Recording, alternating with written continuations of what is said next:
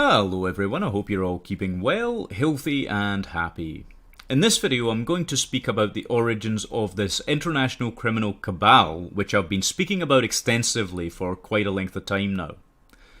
The facts that I'm going to present in this video have been verified by law enforcement officials, by historians, by criminologists and by those who have studied intricately the beginnings of organised crime in America and in other countries as well.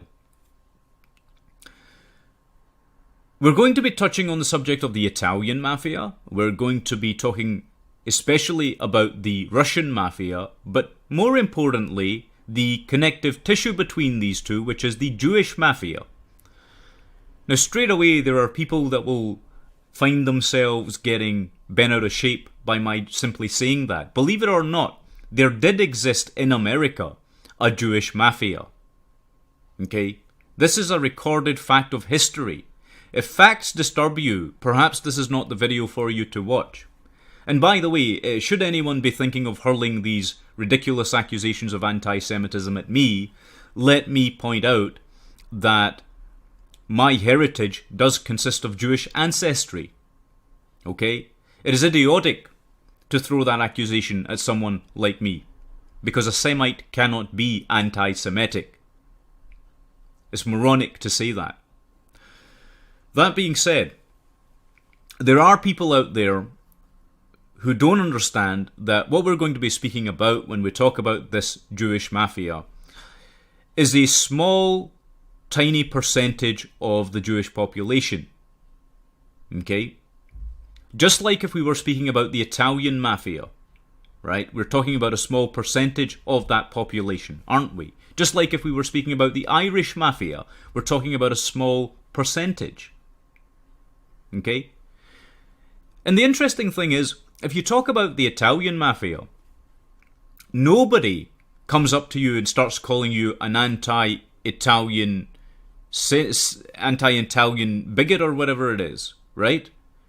If you talk about the Irish mafia, no one comes up to you and says you're an anti-Irish bigot, because all you're doing is talking about facts within criminology, facts within history, facts surrounding organised crime, right? It's really as simple as that. So, again, as I say, it's idiotic to level these sorts of ridiculous accusations at anyone for simply speaking about the facts, right?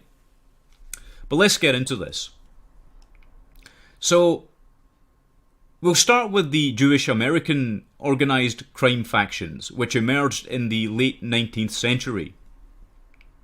In the 1890s, Monk Eastman formed the Eastman Gang, which dominated organised crime in New York's underworld at that point in time. It marked the beginning of a 50-year period of Jewish American influence within organised crime. The Eastman Gang, the Lenox Avenue Gang, and later other criminal syndicates, Jewish criminal syndicates, recruited members from the influx of Jewish immigrants from the 1890s. By the 1900s, they'd graduated from petty theft to gambling and running pimping and prostitution rackets. In the 1920s, other criminal figures such as Arnold Rothstein, Bugsy Siegel, and Meyer Lansky came to power. During Prohibition, they made a fortune through these bootlegging businesses that they'd set up. Meyer Lansky and Bugsy Siegel set up the Bugs and Meyer mob, which would go on to form Murder Inc. Now, if you don't know about Murder Inc., you might want to read up on it because it's a very sinister organisation. They also formed the National Crime Syndicate, which led to a pact with the then emerging Italian-American mafia. In fact, the roots of the current Italian and Irish mobs can actually be traced straight back to these beginnings. You know that stereotypical image of the Italian gangster who's well-dressed? Well, the first person to adopt that attire, that specific persona, was Arnold Rothstein. In fact, most of the Italian mob bosses that are around today do acknowledge that Rothstein was the guy who set the tone and set the precedent for their rise. Okay? That's no joke. Now, After all of this had happened, after they'd set up these pacts and these organizations within organizations, this same criminal syndicate made massive inroads into Hollywood and Las Vegas. Okay? This is a fact, by the way. If you look at the movie mogul Lew Wasserman, who ran Universal Studios in those days, you'll find out he had very extensive links to Al Capone and the Italian-American Mafia. But also, more importantly, the go-between in all of those intricate communications, shall we say, was Sidney Korshak.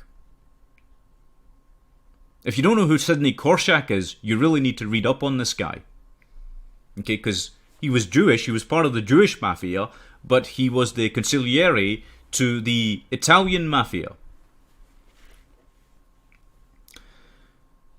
Now, they also made forays into the illicit drugs trade, the pornography industry, and the child prostitution rackets.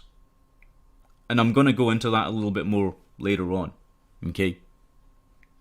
They also infiltrated the trade unions, pressuring workers to pay dues for supposed representation. Okay. Now, the thing is that the workers did not get this representation. It was a means of extortion. It's a money racket, right? And what ended up happening was that they used this to recruit more and more people into their criminal gangs. Okay? That's what happened fundamentally. And they spread, and they still exist, by the way, only in a quote-unquote legitimized form today, right? But that's just a slice of the Jewish Mafia in America. What about elsewhere? Well, in the former Soviet Union, Soviet Jewish criminal cartels built organized networks that were global in scope and size. Today they're known as the Russian Mafia or the Bratva. Okay? These very criminal elements control the modern day Russian Federation. They control Russia. President Putin is one of their puppets. Okay? This is very, very important to understand this.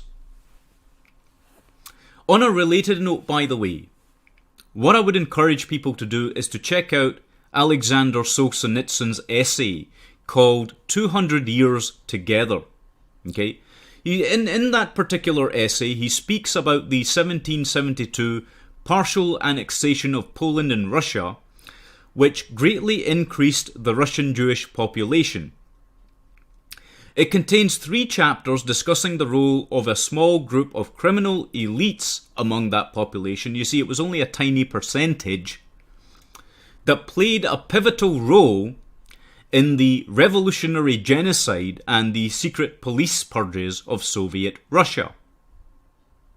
Okay? As an aside, during the 1970s and the 1980s, the United States expanded its immigration policies, which allowed Soviet Jews to settle in the country, and most settled in a southern Brooklyn area known as Brighton Beach. It's sometimes referred to as Little Odessa. This is where Russian organized crime began in the US, okay? They re-infiltrated the US because organized crime got weaker as the law enforcement agencies started cracking down on them.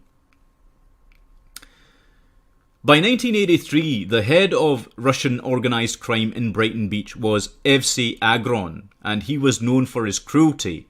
He was called the godfather of the Russian-American Mafia. He was born in Leningrad to Jewish parents. Agron emigrated to the United States under the Jackson-Vanik Amendment in 1975. He swiftly gained control of criminal operations among Soviet Jews living in Brighton Beach, and later what happened was that a rival organization which was expanding its own criminal operations under Boris Goldberg.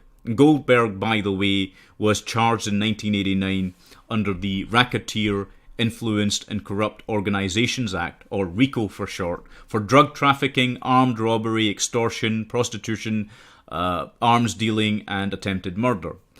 Agron, by the way, the first guy we were speaking about, who controlled that region initially, died after being shot twice in the head outside his Brooklyn apartment in May 1985 at the age of 53.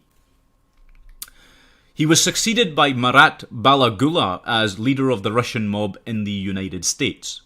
Balagula was an associate of the Lucchese crime family, so again we see this merging with the Italian-American mafia, you see.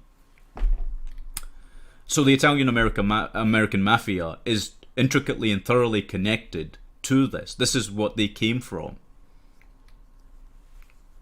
Now, after the perceived downfall of the USSR, and I say it was a perceived downfall because, well, let's get into this and then you'll see why.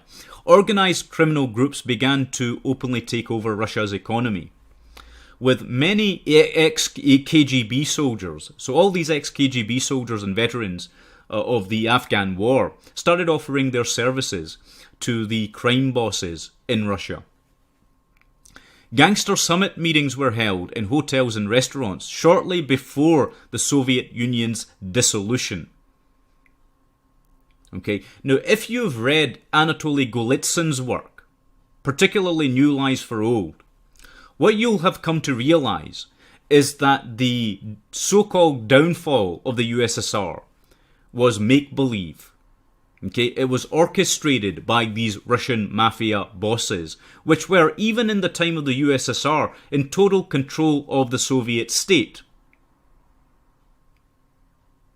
Okay, and I spoke about this at length in a previous video.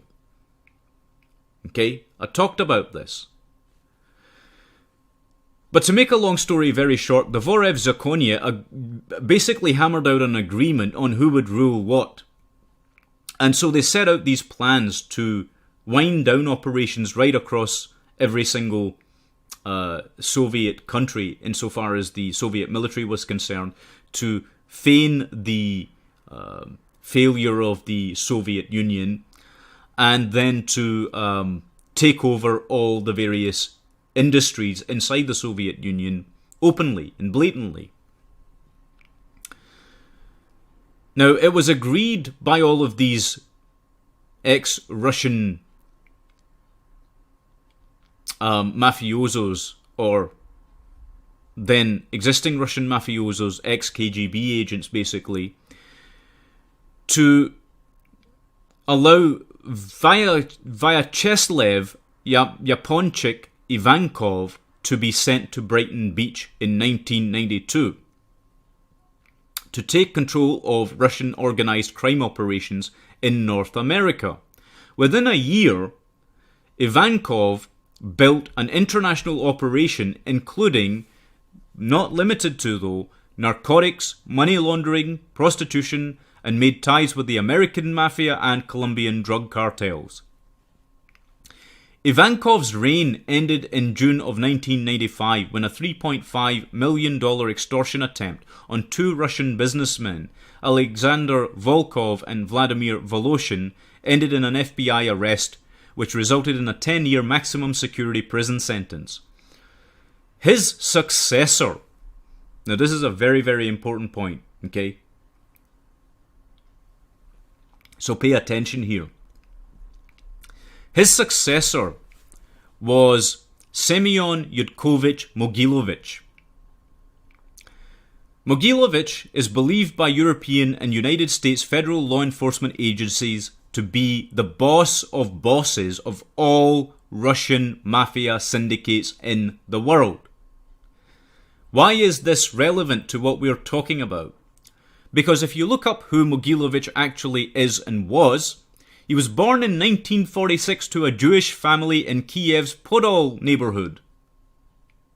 So again, this guy, he's Jewish, supposedly, right? According to the authorities. And he's the head of the Russian mafia criminal cartels, which control Russia even today. Now do you understand why Russia is the enemy? How long have I been speaking about this? Okay, do you understand why the Russian state is dangerous? Why it's destabilizing countries?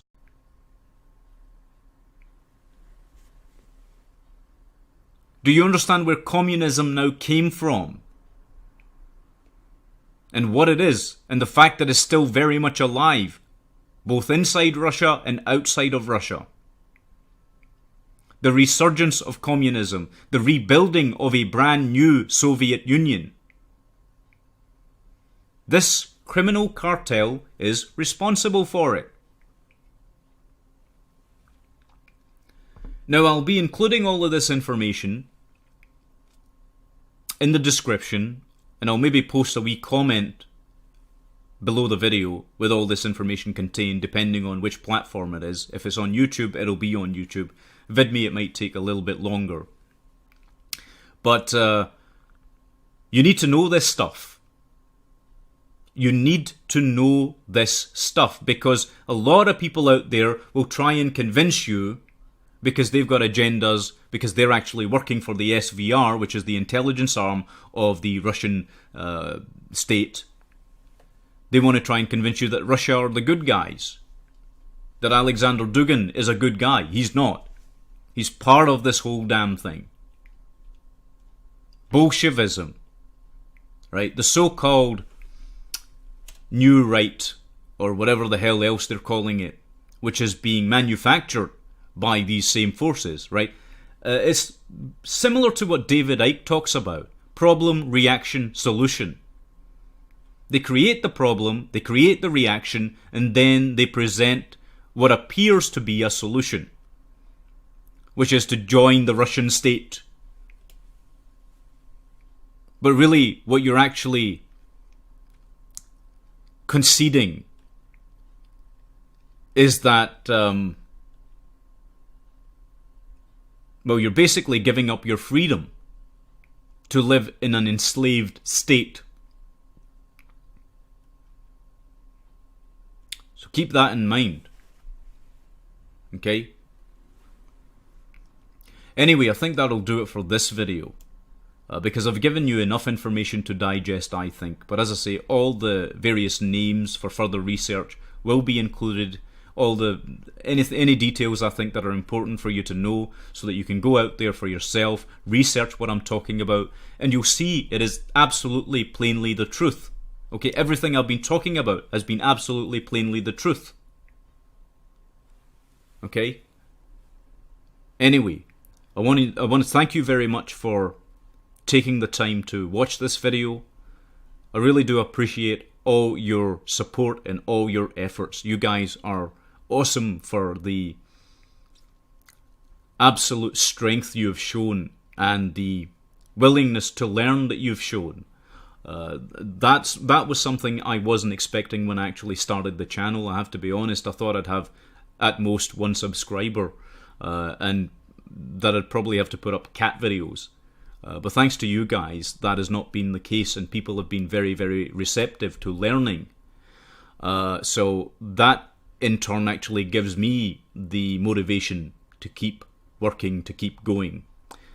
So I do appreciate your support, both on YouTube and on Patreon and across other platforms. Thank you so much. Take good care of yourselves, and God bless every one of you.